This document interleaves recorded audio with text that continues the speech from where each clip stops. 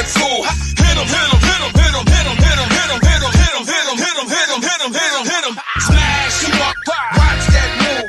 Went too swift, can't catch these dudes. Can't hit him, hit him, hit him, hit him, hit him, hit him, hit him, hit him, hit him, hit him, hit him, listen, listen, listen, hit him, listen. This Eagles talk high, this talk Eagles. Philly bleed green, it's from your people. Fly, Eagles, fly. Let's beat the squad. Big Pat Shelley, Dante the Dark Child. Drop the stats on him, drop the facts on him. Spur King, baby, let's get it on. Hey fam, it's your man Dante the Dark Knight, and welcome to the postseason edition of Eagles Talk, where the last time we saw our Philadelphia Eagles, it was not a good showing.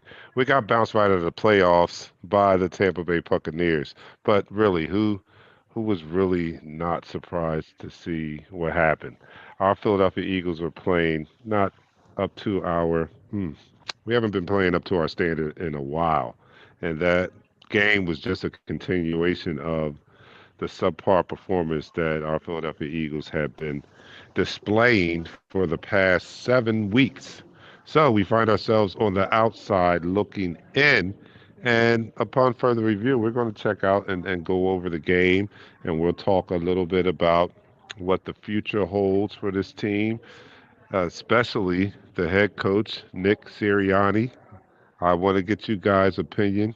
Take the pulse of the fans or what you guys are thinking. Should he come back? Should he be relieved of his duties? You guys heard me in the post game, and I kind of was leaning. Uh, he should be gone. With one caveat, if they have felt that he has lost the team, and that's still in play for me. But before we get into all of that, let me bring on my co-host. Pat, my co-host with the co-most, Pat is here. Pat, how are you feeling after, after about 4 days of our season being over? Go Sixers. Oh, my bad. It's the off season. I feel terrible. I've been expressing myself, and it's like it's kind of shocked, but it's also kind of the belief that we kind of knew something of this matter was going to happen. We said it early. If they don't step the game up, they're gonna get bounced in the first game in the wild card. And for what it's worth, that whole defense needs to go. That whole secondary needs to go.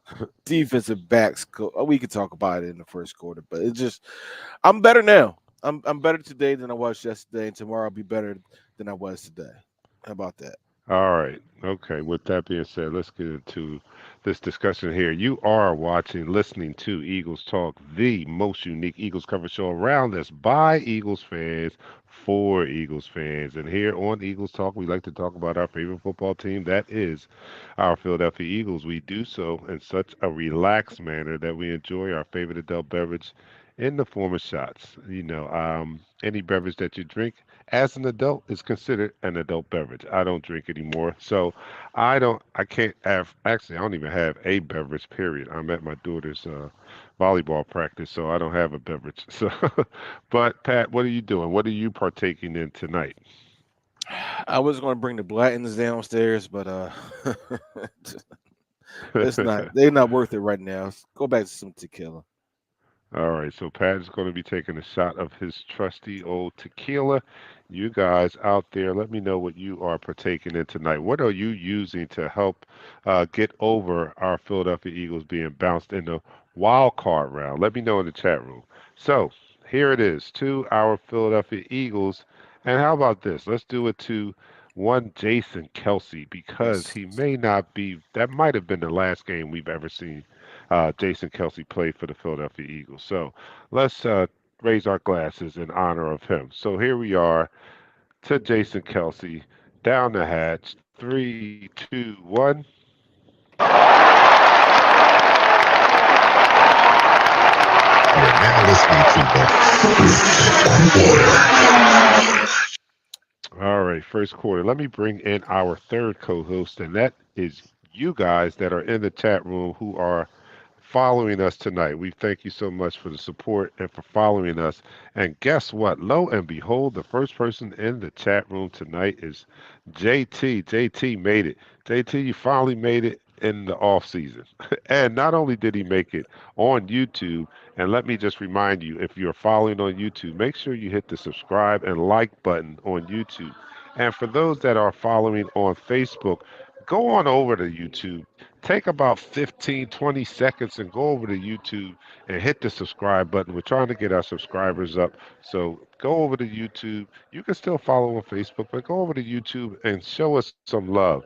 But mentioning that, JT not only was the first person in the room on YouTube, he was also the first person in the room on Facebook. So, wow, double whammy. We could have used that type of luck during the game on Monday. That's the kind of luck we needed. We needed that kind of luck. All right, so second person I actually in the room is Richard Boo. He says, "What up, Eagles family? Yeah, I finally got caught up with y'all. That's what's up." What up? Richie Loth is in the house. He says, "Just want to get this out first on here. I want Riverboat for DC. You want Riverboat Brown for DC? Wow." What's up? Oh, my man Slim is in the house. What's up, Slim? Thanks for joining us, man. I appreciate it. And Rachel, loyal follower, and and we watch the game together. Me and Rachel, we watch the game together because she always tunes in and watches the play-by-play while the game is on. So, Rachel, thanks for being here. Big S Bird.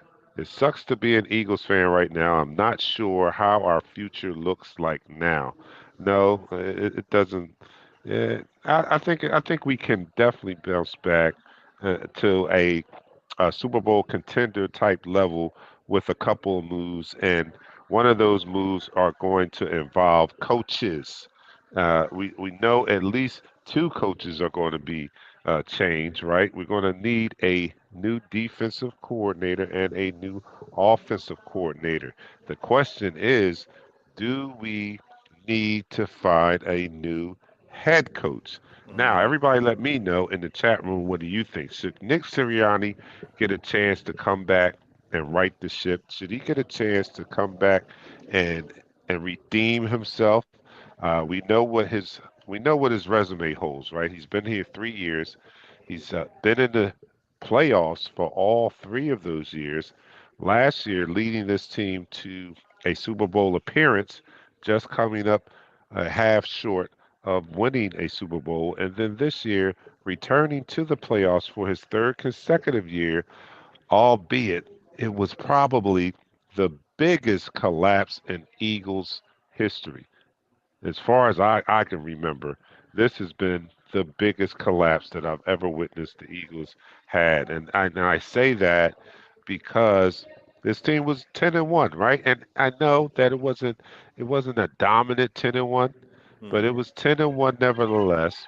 It was in some people's eyes, and some on some people's tongues, they even uttered the phrase that we were the best team in football at one point in the season. Whether or not it was true, those were the utterings of some of the analysts out there, right? So at one Well, at point in that the time, season, yeah, at that yeah, time, yeah. right. So they were uttering that we were the best team in football, and to finish the season as we did, losing 6 out of 7 games. Uh, well, even 7 out of 8 games, right? Because we lost the Yeah, playoff game. So, yeah. after losing that, that to me is has got to be the biggest collapse in Eagles history. To me, it is. Right. So we have that. He has that on his resume also. So let me know in the chat room if you think that Nick Sirianni should be back next year. I'm going to turn to my co-host, Pat, and ask him, do you think Nick Sirianni should be back next year? Um, I believe so. Listen, we gave Doug a reprieval, after the season after he won the Super Bowl with the wild card situation with the Saints, and even the year after that, we gave him another chance. I think Nick himself has earned an opportunity to come back one more year and give us something better than what he put on the table at the end of the season. Got to realize, like you just said, some of the analysts, even some fans, even us, we were touting the Eagles as one of the best teams when we were 11-1. At 10-1, I'm sorry. When they were at 10-1, we was touting as one of the better teams in the NFL, or not the top team in the NFL, because good teams find ways to win, regardless if their offense is not clicking or defense is not clicking. Sirianni had this team to a point where as though we look that good. Now it all boils down to the coordinators. Nick Sirianni is not calling the calls. Sirianni is not calling the offense, regardless of what all the rumors are, because they're rumors. If you don't have factual proof in front of you, you can't prove that this man is calling the calls, or AJ Brown is saying this and saying that, then it's just rumors. All right. But what is not rumors is the piss poor job these coordinators have put these players, top notch players, in. I understand Brian Johnson has a great relationship with Jalen Hurts. Sometimes that can be good. Most of the times it's bad. Because you cater towards that player and you don't give him the tough love that he needs in order for him to be better than what he was a week ago. Our defensive situation is in chaos. We switched our defensive coordinator at the back end of the season, and our defense drastically went downhill. Matt Patricia, the Desai, like that whole defensive staff needs to be gone. Shout out to the special teams coordinator, Bobby April. Like that special teams is on point, Hmm. but that was it. Dark Knight, he deserves Nick Sirianni deserves one more year with a better, more adult, more informed staff on the coordinators and for both offense and defense. All right. Well, I'm going to disagree here. Well, if you guys heard me on the post game on Monday, I said that I wouldn't be opposed to Nick Sirianni being replaced, right? And I know, like, if you look at it on the surface, how do you fire a guy who was who's who was in the playoffs 3 years in a row, right? He's never missed the playoffs. He actually had a winning record, right? 11-6 in the regular season, and yet I'm calling for him to be replaced. Well, it's the manner in which that collapse happened, and that's what really has me concerned, is the fact that I believe, and I'm looking at it from a wide a zoom lens. I'm not in the locker room, so I'm looking at it from afar, but it seems to me as if he has lost the confidence of his team. And if anybody has played sports, I don't care on what level, you know how hopeless or how discouraging it is when you realize the coach doesn't know what he's doing. He can't help us. Like it's a feeling that you just don't trust or have any confidence in the entire team when your coach is standing before you and you've made the determination that he doesn't know what he's doing, right? So if that is the case to me, if that's the case, that's the biggest reason why you have to let him go, right? The other reasons, Go ahead. that's the to me, that's the biggest Mhm. reason that you have to let him go. Even if you bring in new coordinators and the such, when you lose as the leader, when you lose the confidence of the team, what does it look like when and you know that they're going to handpick his coordinators. They're going to handpick his offensive coordinators, defensive coordinator. You really are. He's neutered. He has what? How does he look in front of the team when he has to be assigned two new coordinators? He didn't know what to do with his own offense that had a problem, and it's not a good look in terms of a leader from a leader standpoint to me. It doesn't. Yeah. My other Mhm. cases that I make is that it's really telling on how his leadership was with the way things have transpired throughout the collapse with the AJ Brown. I told you I'll never forget, regardless of what he said when he gave that admirable performance of breaking his silence to the press. I thought that was just what I said, a performance. But, his body language prior to that on the field, after plays were called, told me all I needed to see. Jalen Hurts' body language on the field when certain calls were played told me all I needed to see. Um, and don't get me wrong, I don't agree with the body language displayed by leaders on the team. I'm not in agreement with how those leaders uh, dealt with that. I think that was horrible, horrendous for them to send that energy throughout or that message throughout the locker room because Hmm. teammates look up to your leaders, and when you have that body language or you're not showing confidence, then it's not good for the whole team. So I don't agree with it, but I do take it into consideration when I think about the job Nick has done or whether he has lost this locker room, right? So he had no answers for this offense the entire season, and this is his offense. And make no mistake, this offense has not looked great all season. This is one instance where the stats don't tell the true story. I'm talking about the eye test. Yes, I know we were 10-1, and at certain points our offense is in the top 10 or maybe even top 5 in some categories. But the eye test, this offense was never as strong as it was last year. It didn't look as fluid as it did last year, and he could not solve it. For 18 weeks, he could not solve it. And at the end of this, it just looked horrible, horrendous. People, I mean, when A.J. Brown did finally break his silence, he admitted that Nick covered for them going rogue on a play at the end of the Seahawks game, right? Hmm. What is going on in the locker room when your players are going rogue? That means they're disregarding what you guys are telling them to do. That's not a good sign either. So, again, if it is true, and I think it is, that he has lost the confidence of the team, then I think he has to go. That's me.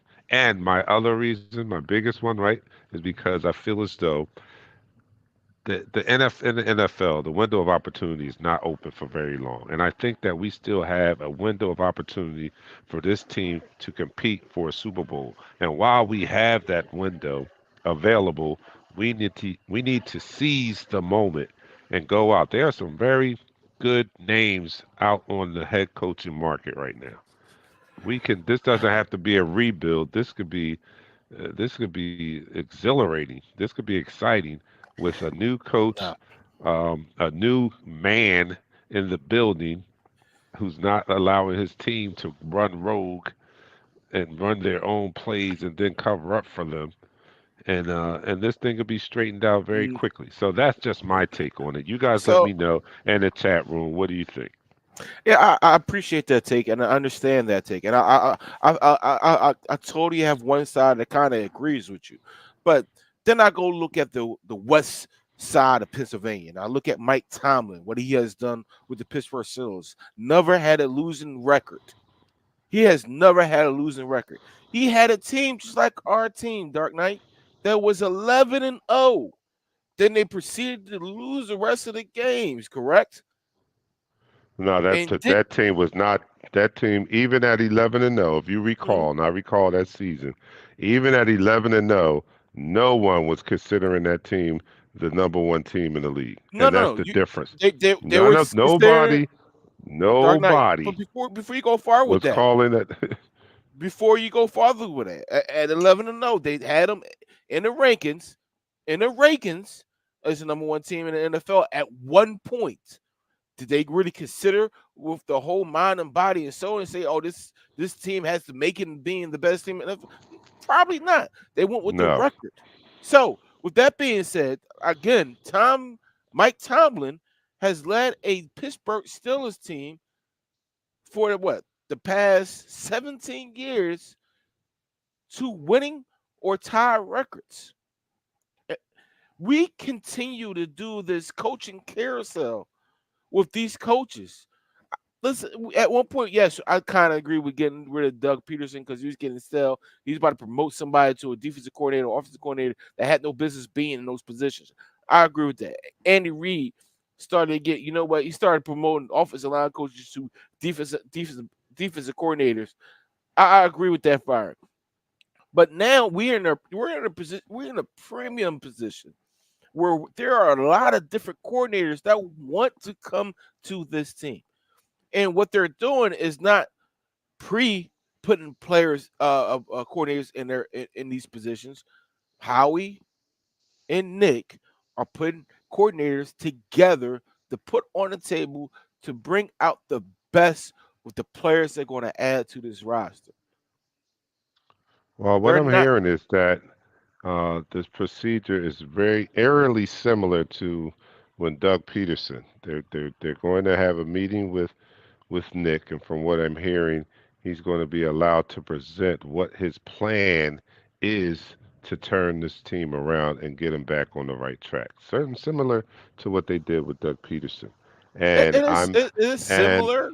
Hold on, Dark Knight. It is similar, but it's so much different because you gotta understand something. They learn from that process. Instead of Howie picking this defensive coordinator, they're letting Nick do the leg work and letting the GM be the GM. well, let me It's a finish. big difference. I'm What sorry. I'm saying is that they're going to, what I'm hearing, they're going to allow him to come in, make his pitch on what he wants to do to improve this team and get this team back on track. And if that plan is not one that they like, then he may not be here. And that's very similar to what they did That's piss poor.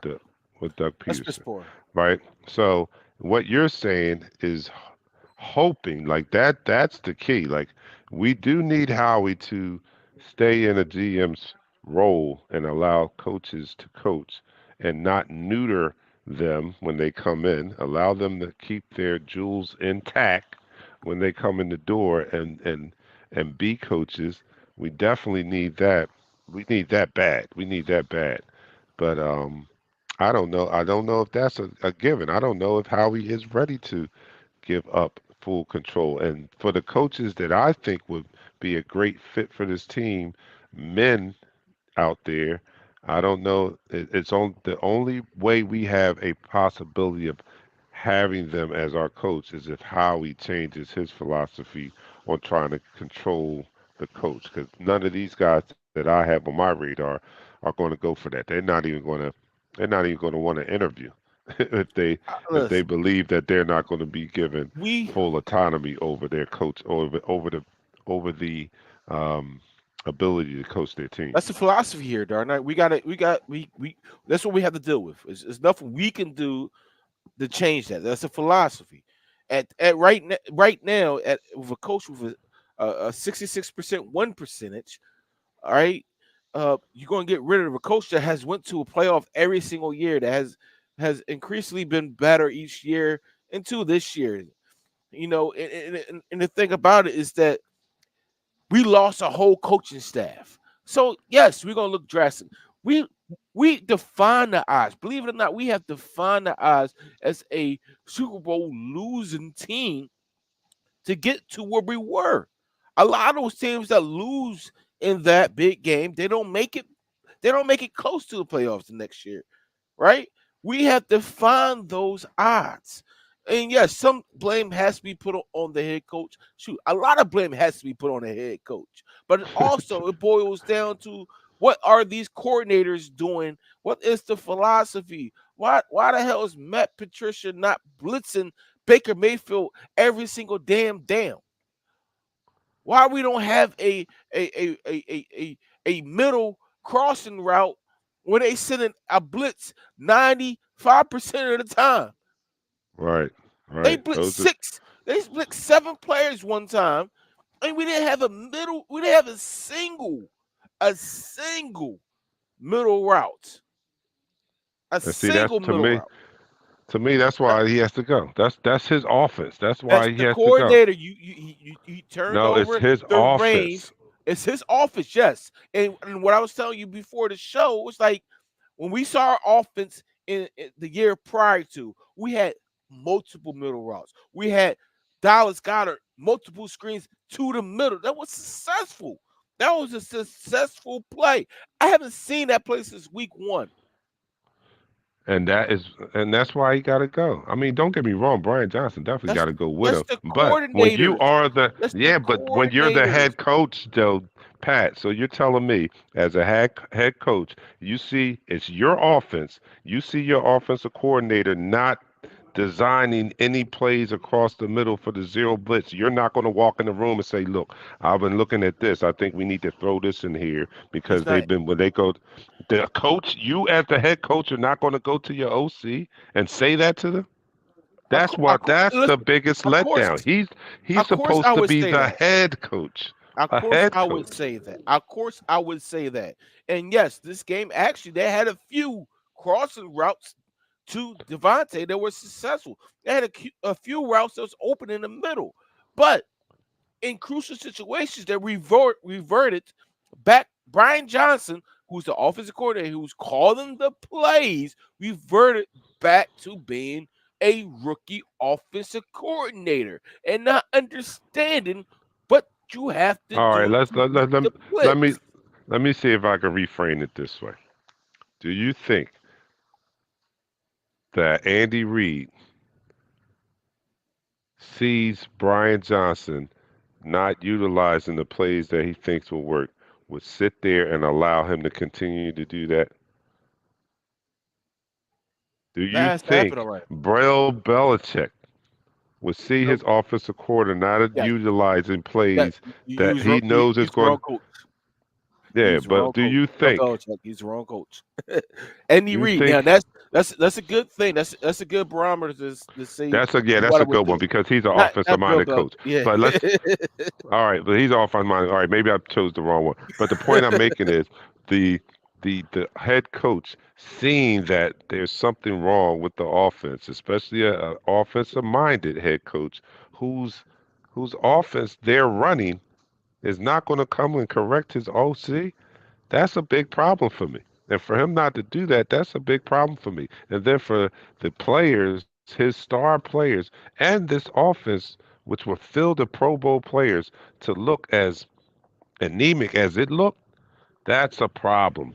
This offense is not the players are not the problem. The scheme is the problem. The coaching is the problem. Jalen taking a step back is not the problem. That's natural. Jalen is not a fully developed quarterback yet who definitely needs a coaching staff in position that can help him go to the next level. We're talking about Patrick Mahomes, who had won MVP and a Super Bowl before he admitted he learned how to read defenses. So just because he had the year that he had last year doesn't mean he has arrived, and it doesn't mean that he does not continue to need tutelage on how to read blitzes, and maybe they can help him out with designing protections against those said blitzes, or at the very least, designing some crossing routes or outlets for him to dump down to when there is a zero blitz coming. All of this to me leads to the head coach, and that's why I call for him to have to lose his job. again, again, Dark Knight. This all calls on to the head coach giving the offensive coordinator autonomy to run his playbook, to see fit what plays need to be ran. I need to be the head coach of the Philadelphia Eagles and not interrupt the flow of what you're doing. I will comment quite frequently how many times why we run this play. Why, no, we need to run the ball. We need to go this. We need to do this. We need to do that. And it's not 100% on the coaches because some of these plays that I have seen, these players have been piss poor in execution. All right, well You know, but let's talk about in the second quarter. Let's end this quarter yes, here. And that's the end of the quarter. All right, so you are listening to this is a Pat heated and conversation. Dante go at it on Eagles Talk, the most unique Eagles cover show around that's by Eagles fans for Eagles fans. And here on Eagles Talk, we like to talk about our favorite football team. That is the Philadelphia Eagles. The now ousted Philadelphia Eagles, and we like to do so in such a relaxed manner that we enjoy our favorite adult beverage in the form of shots. So don't forget, like, as long as you're an adult and you're drinking a beverage, that's an adult beverage. So you qualify to take a shot with us. Pat is doing the tequila. Some Romantic, people have let yes. me know what they are doing out there. I saw somebody doing the Maker's Mark. That's usually Dion, but I think my man Slim was doing it. And Richard Layton has switched it up. He is really downtrodden because he's doing moonshine and the Mm. ultralight. So he's really trying to erase all of his memories of Monday night. That's what you do when you bring out the moonshine. You are trying to erase all memories of what you saw on that night. So here we go. This is to our Philadelphia Eagles. So let's raise a glass of cheer for them right now. So here we are to our Philadelphia Eagles down the hatch. Three, two, one. You're now listening to the second quarter. All right, in the second quarter, we'll get off the coaching thing just a little bit, and let's talk about we have a player that is who perhaps might have played their last game with the Philadelphia Eagles, all-time legend, a surefire Hall of Famer, and that is one Jason Kelsey. Uh, he has kind of retracted a little bit or pumped the brakes on it, but for all indications, he may not be back next year. How do you feel about losing perhaps one of the greatest Eagles in team history, Pat? Listen, Jason Kelsey has laid it all on the line since being drafted here as a Philadelphia Eagle. He deserves, yes, he is a first ballot Hall of Famer.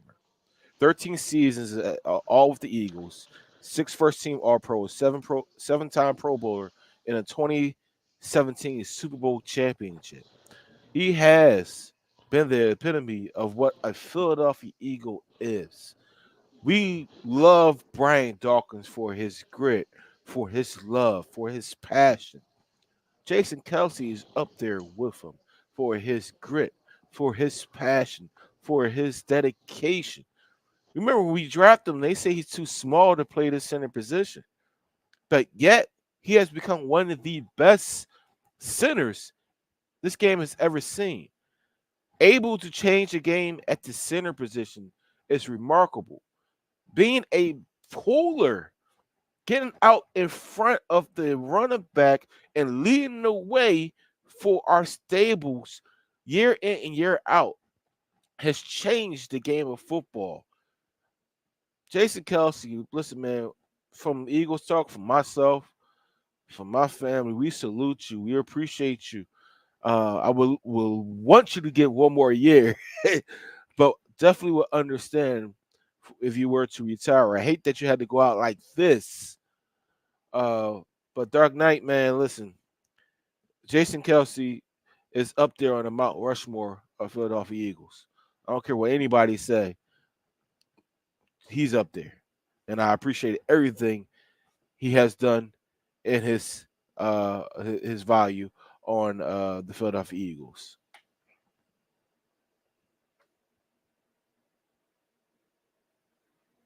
Dark Knight, are you there?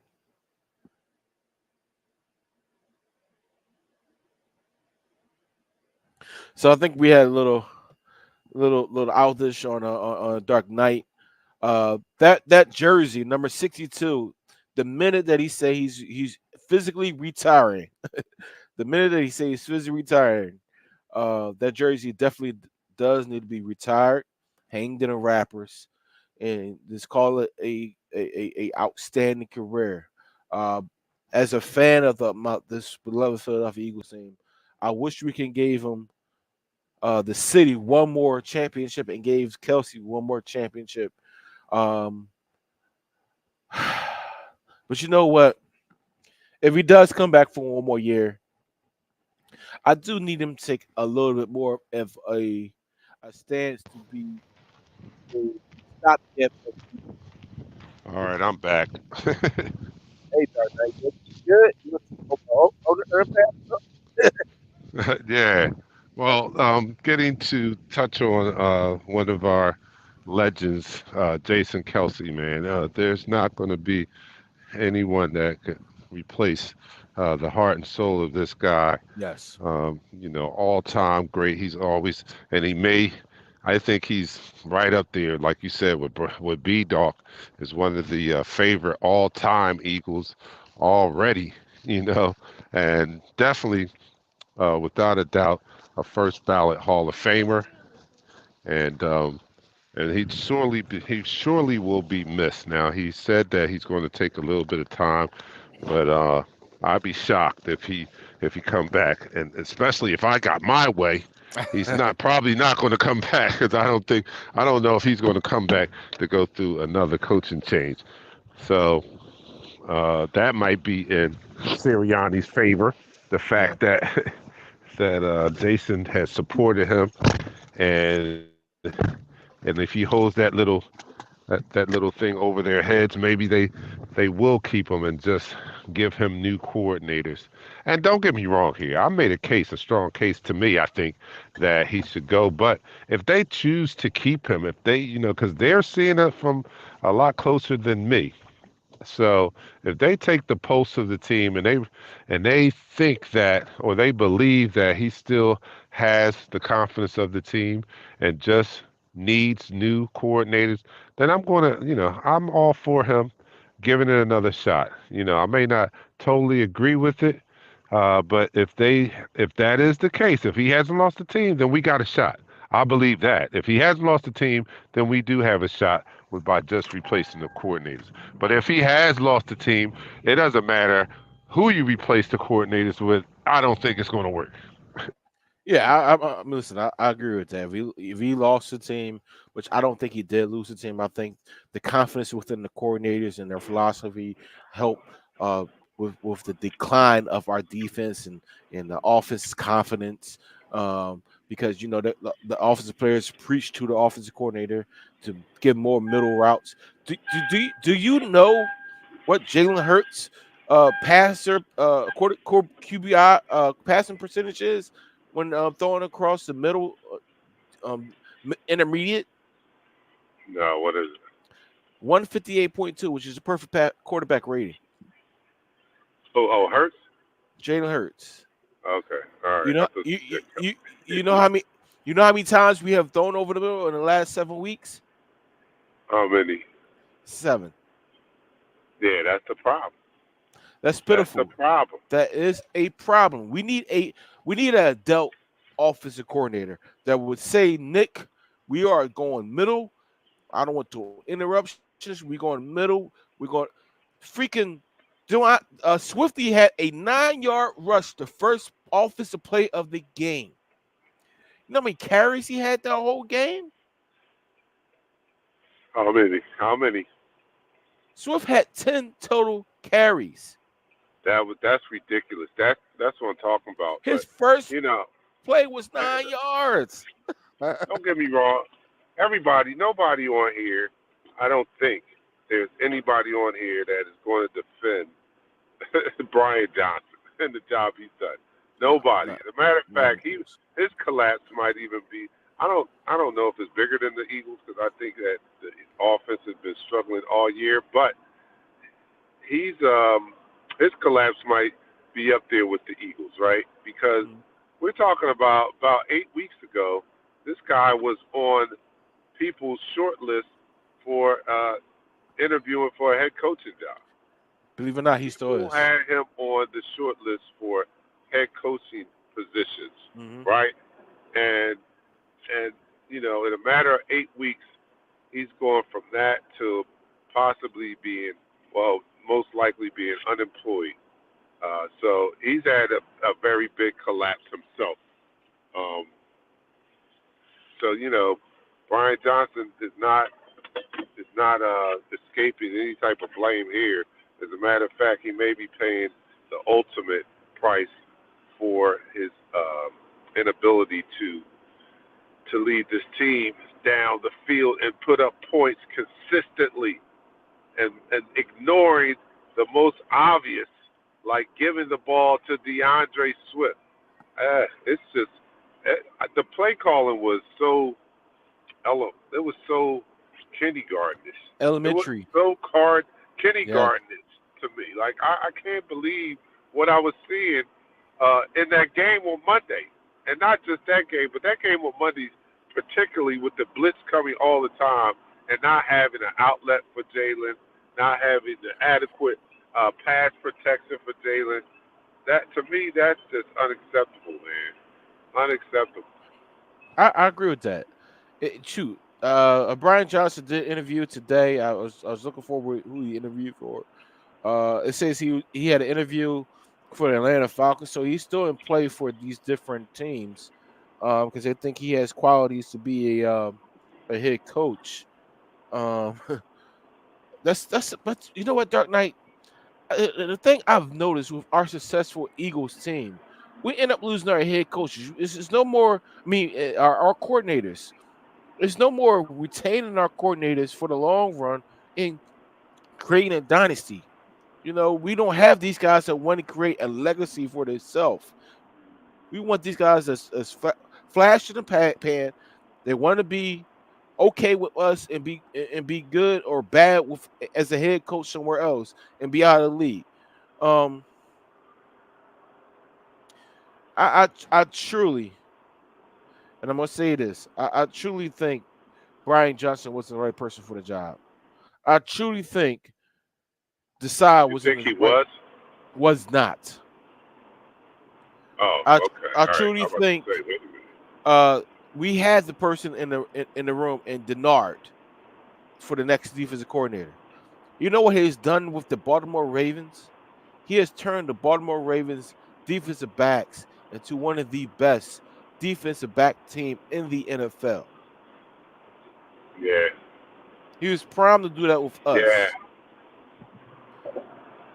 So Maybe he's on the short list. Maybe he's on the list for DC. You never know. We'll see. It's going to be very interesting on what transpires in the next few days, the next week, or especially whenever they have this meeting. Lori and Sirianni can't wait. Sitting on sitting on the edge of our seats, waiting for that to happen because that's going to tell you a lot whether he gets to stay and pick his own coordinators. What do you think the likelihood is that? Is he going to be able to pick his own coordinators? Let me just say this before I turn it over. I don't know if he's going to be able to pick his own coordinator. And I think that it's going to be heavily based on who he suggests as coordinators, whether he keeps his job or not. Like that's what broke Doug Peterson's back. You know, when he listed his plan, mhm. Jeffrey heard it and was like, "No, we not trying to do that." So Nick may be in the same situation. He better do some research. He better make some phone calls, and it better be people that Jeffrey and Howie agree on. Yeah, I think again, and let's go back to our conversation we had a few minutes ago, and during a down spiral, we need adults in the room. And I'm pretty sure that Nick and Howie will come back with some guys that are willing to take on that responsibility. That are adults that have been defensive coordinators for programs or organizations that has shown success. Desai has been a coordinator once and didn't show success. We don't need people that's not successful. We don't need people that's coming from these organizations that are not having successful seasons or not in the top 5. All right. We need these guys that's putting together these numbers that like wow you. That they're putting together these defenses that wow you. We had an opportunity to sign a defensive coordinator from the Michigan Wolverines, and we just gave him an interview but did not sign him. He wowed the people in college football this year with how his defense was tough, gritty, and got after it. There are multiple different people that's going to be available that are available that are defensive minded. I keep going back to I hate to say the Washington Commanders, but Jack Del Rio, they're all, actually their head coach who just got fired. They're a defensive minded guys. Aaron Glenn, he's he's with Detroit. He's probably not leaving, but he's a defensive minded guy. I hate to bring his name up because he play he's a defensive backs coach for a team we dislike, but Al Harris. He got those defensive backs to play crazy in Dallas. He should be up there for a defensive coordinator position. You need somebody, you need adults in the room that know what needs to get done and not just the people that can talk the talk. All right? That's what we need. Yeah. All right. Well, we need to end this quarter too. So let's end this. And that's the end of the quarter. All right. I'm your man Dante the Dark Knight with my co-host with the co-most Pat, and you are watching Eagles Talk, the most unique Eagles coverage show around, and by Eagles fans for Eagles fans. And here on Eagles Talk, we like to talk about our favorite football team, that is the Philadelphia Eagles. We do so in such a relaxed manner that we enjoy our favorite adult beverage in the form of shot. And Pat is doing the tequila. I am on my way from volleyball practice, so I'm not doing anything. All right, but you guys, let me know what you're doing out there, and let's salute our Philadelphia Eagles. The season is over. We move into the off season, but there is still a lot of football to talk about with this team as they come upon the off season and some big decisions that have to be made, starting with the head coach. So, to our Philadelphia Eagles, lift your glasses and down the hatch. 3, 2, 1. You're now listening to the third quarter. All right. So, in this game, we lost 32-9. It was at first it didn't seem as bad, right? It was 16-9 for a good portion of the game, and the ineptitude of the offense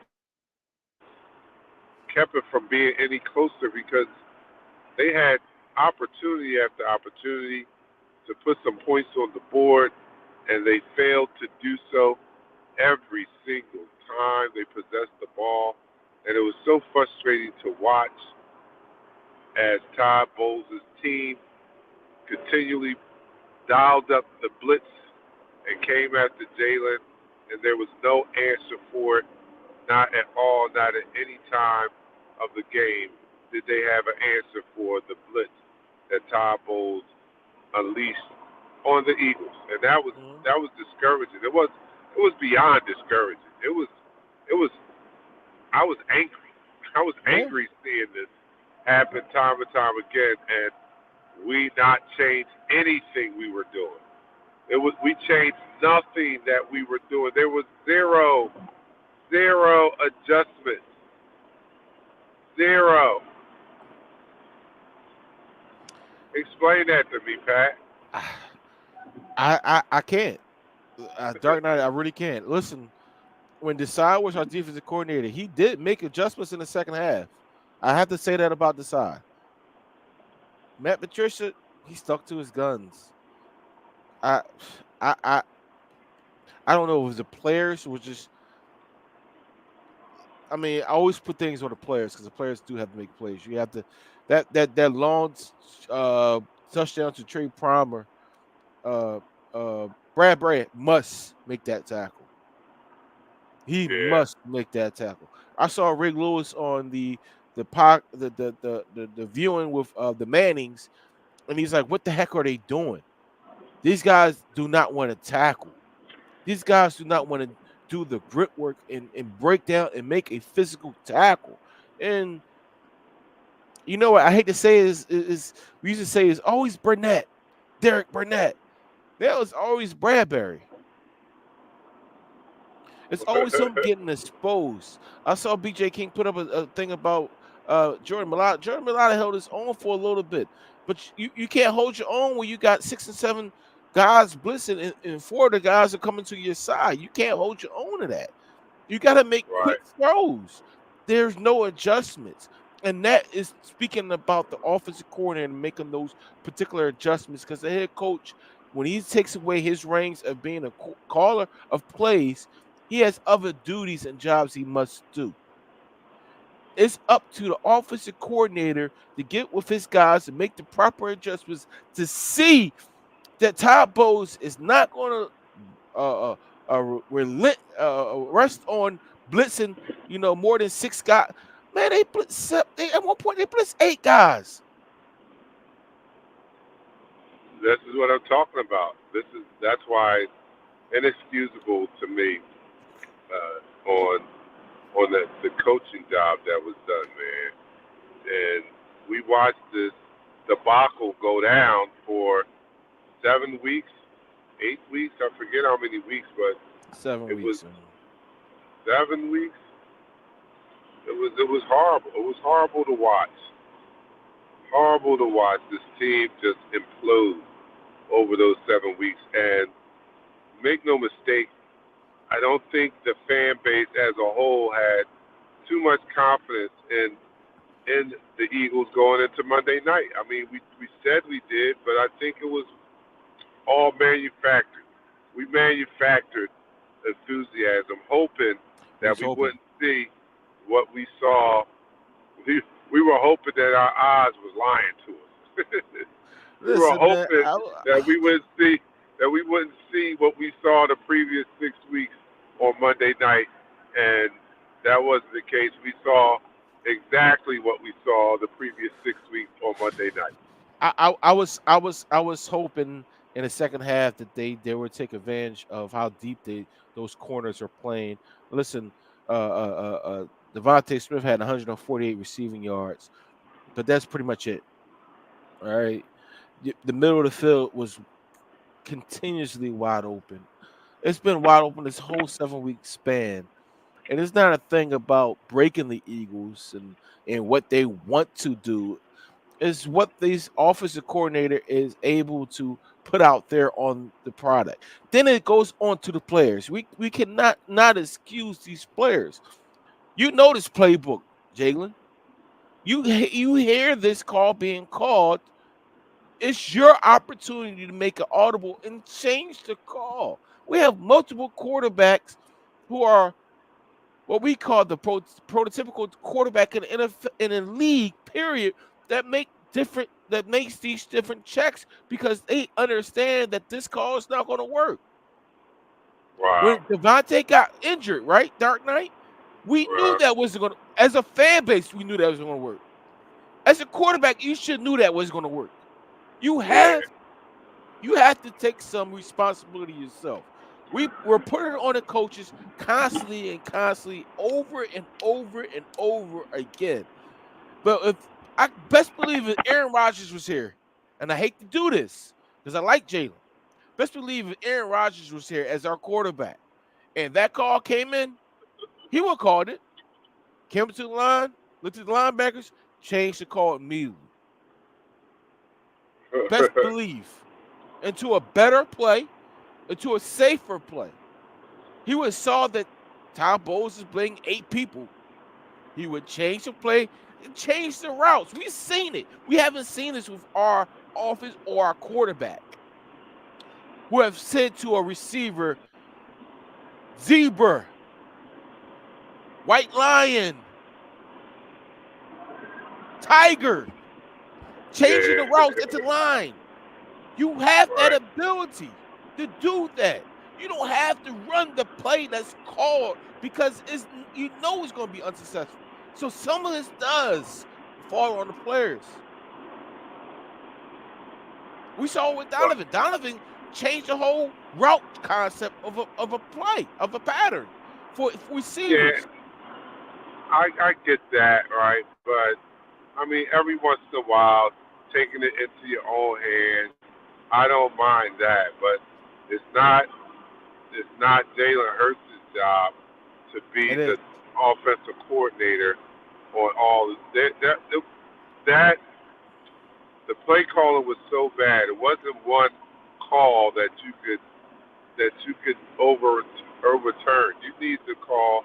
You need to overturn a lot of those calls, and it's not his job to come up with the offensive game plan. He Well, shouldn't have to. I mean, in a pinch, in certain situations, if he sees something that the coach doesn't see, that's acceptable. But if you got to come out there and you talk about you need to change 50% of the play calls, that's not his job. That means the scheme is bad. If he's coming out there and he has to feel like he needs to change 50, 60% of the plays, that's not good. That's not good money. well, I hate to say this, Dark Knight, but as a quarterback, as a first person reader, that is your job. That is your job to come to a line of scrimmage and see what the defense is giving you and look what is the possibility of that particular play. That is your job. You're talking about the offensive coordinator. Yes, he will call I a disagree with play, that. I but it disagree with is that. the job of the quarterback. And you see it. Dark Knight, watch this weekend. You will see it with a quarterback come up to the line. If they had 70 calls, out of 70 calls, he might audible and change the concept of the particular play at least 30 or 40 times. I hate to bring this guy up because I don't like this team. But that doggone it, Dak does it. And even though he's trash, because Dak is trash, during the season, he changed it into victory plays, and they were very successful. The quarterback Well, is an extension of the offensive coordinator. You call in the plays, you put in the headphones, and it's the quarterback job after that 15 seconds to decipher what the defense is doing, make the read, make the necessary changes, if possible, before the play clock goes down, and execute the play. That's the quarterback's job. There's no if, ands, or buts about I it. disagree. I mean, I understand what you're saying. I don't know if he should be changing so many of the plays like that. I understand adjusting the route to a certain degree and Yes, all that, but I don't know because everybody's not capable of doing that. Like, correct. you got rookies out here. You don't want them when you're teaching young quarterbacks. You don't give them that autonomy to go out there and change plays. You're not even sure they know what the hell they're looking at. You know what I'm saying? Yo, just run this play. If I I want was you the to run this quarterback, play Dark Knight, until I'm more comfortable with what I see that you're seeing out there. I'm not letting you come out there and run and change some plays and you're a rookie or you're in your second year. I'm just sorry. I know what they may teach, but I can't see them teaching young quarterbacks out here that man, you go in there, if you don't like this, you call that. well, it's not the You gotta necessary have to some you actually gotta have change. some You scratch. don't have to change the whole play. You don't have to every single time you come there. You don't have to change the whole play. You could see a look and change a route concept. You could do that. That's within the playbook. That's within that particular call of a play. As a guy that played offense who's been around, these guys have the autonomy to make those changes. It sometimes falls on the quarterback to see, oh, they're playing this staggered. They're playing this staggered look. Let me put this guy in motion to see if they're. And you hear it all the time. And I told you this before. I said about the Dolphins and the 49ers. It's dressing to see what coverages and stuff you are in. They do that for a reason. They give the quarterback a good opportunity to see what coverage they are in. If they're in man and zone, then at a simple time they can say a simple word that triggers a different route concept to an open pattern. That's being Right, smart okay. within that play. See what I'm saying? We Right. don't I hear motion. you. We don't move our guys. We keep them on one No, side. we don't. That's where they at. And you know what? Let the play go. There's no creativity. And yes, that None falls at on the all. head coach, but it also falls on the offensive coordinator, giving the autonomy to the freaking quarterback to do this. This is done in training camp.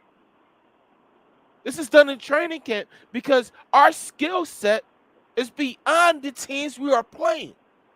Even without AJ Brown, we have a better skill set than the teams we are playing. I And agree with that. those adjustments and these simple things. Just put your slot receiver in motion and send them back. It's not going to change the whole play. It's just seeing what the defense is in. If they're in this straight up 1-on-1 zero blitz, all right, I'm yelling to the slot receiver, I need you to run a quick slant. Boom, 7 yards. Boom, 25 yards. Right, right. You don't have to subtly change the whole play. You're changing one or two depending on what the defense is giving to you. That's all All I'm right. trying to say. I'm not trying to say the whole game, 75 plays, you're changing 75 plays. No, you're changing different route concepts within that actual offensive call, and that is successful. The top quarterbacks do it. Well, Aaron our Rodgers. point is, I hate to say Aaron as Rodgers on bad backup as the time. play calls were, as bad as the play designs were, if that was the concept, Jalen would be changing every damn play. Every damn play he would have came, especially the route concepts. I'm looking at these route concepts. When is it okay It's for not. two of your receivers to wind up 5 yards apart from each other at the end of their route? It's Who not. designs plays that the wide receivers are in the same location of each other at the end of their route? This Piss poor it's coordinators. it's all crazy. It's not good, and that's the head coach's offense. I got a problem with that, man. I got a problem with it. But look, if Stick Sirianni can come up with a good plan, Mm-hmm. he's the motivational speaker, and he can convince Jeffrey Lurie that his plan to turn this thing around is a viable one that Jeffrey Lurie can also buy into, then perhaps he will be back. But if he does not, I hope that Jeffrey Lurie doesn't hesitate to move in another direction. There are some hot head coaching names out there. Give Nick his shot. Let's hear his spiel. I'm fair. Let's hear his spiel. Let's hear what he's going to do different and who he's suggesting take the place of his offense and defensive coordinators. And if it makes sense, I don't have a problem. I don't have a problem with Nick coming back, right? But if it doesn't make sense, and we realize that this team can't get behind Nick, then I'm sorry, but it's for the best that he move on, that we move on to another coach.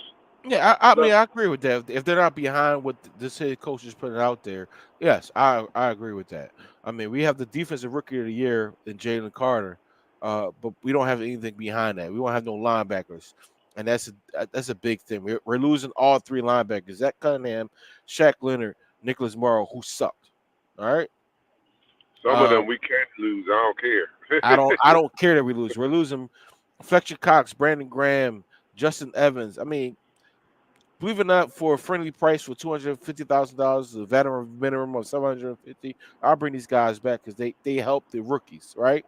But the rest of this team, Boston Scott, Rashard Penny, Julio Jones, Quez Watkins, OZ, Jack Stahl, Albert OK, Jason Kelsey, Jack Driscoll's, Sua Petta. Like most of these guys, I'm cool with losing, except Yeah, well, Jason Kelsey. get ready.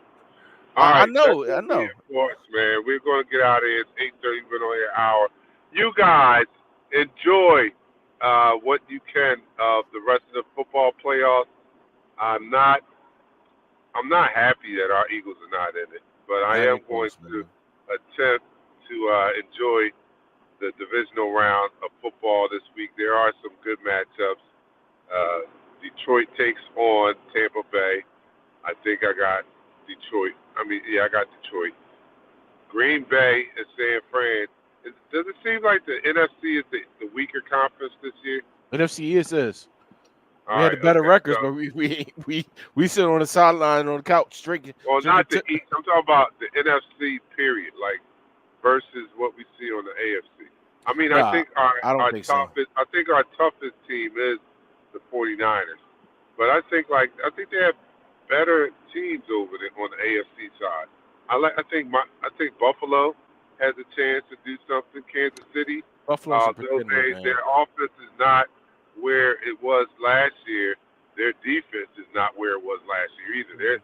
Kansas City actually has, for the first time since Andy Reid's been there, has a team that's being led by their defense rather than their offense. So I think Yes. they're tough. We know the Ravens are tough, and Houston may be tough, but they did pull off a heck of an upset over Cleveland. So everybody enjoy it. Enjoy the divisional round of NFL football. And now this off season, we will see you guys only on Thursdays at 7 o'clock. So we'll see you guys next week, and we'll talk about more about the Eagles, see what conclusion they came up to, and we'll talk about the games over the weekend. I'm your guy, man. Dark Knight for me. The show. Peace.